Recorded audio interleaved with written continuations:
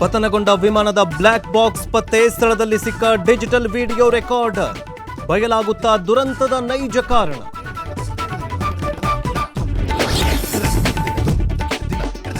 ವಿಮಾನ ದುರಂತದಲ್ಲಿ ಮೃತರ ಸಂಖ್ಯೆ 269ಕ್ಕೆ ಏರಿಕೆ. ತನಿಖೆ ಆರಂಭಿಸಿದ ಎನ್ಐಎ, ವಿಮಾನ ಅಪಘಾತ ತನಿಖಾ ಸಂಸ್ಥೆ. ಭಾರತದಲ್ಲಿ ಡ್ರೀಮ್ ಲೈನರ್ ಕಾರ್ಯಾಚರಣೆ ಸ್ಥಗಿತ ಸಾಧ್ಯತೆ.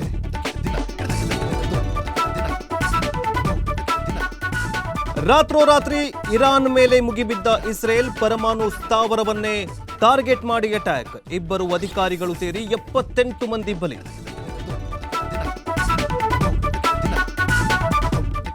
ಬೆಂಗಳೂರಿನ ಚಿನ್ನಸ್ವಾಮಿ ಕಾಲ್ತುಳಿತ ಪ್ರಕರಣ, ಮ್ಯಾಜಿಸ್ಟ್ರೇಟ್ ತನಿಖೆ ಚುರುಕು. ಆರ್ಸಿಬಿ ಕೆಎಸ್ಸಿಎ ಪದಾಧಿಕಾರಿಗಳ ವಿಚಾರಣೆ.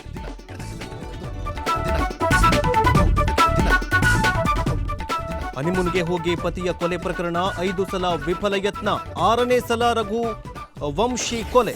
ವಿಚಾರಣೆಯಲ್ಲಿ ಪತ್ನಿ ಸೋನಂ ಕ್ರೌರ್ಯ ಬಯಲು.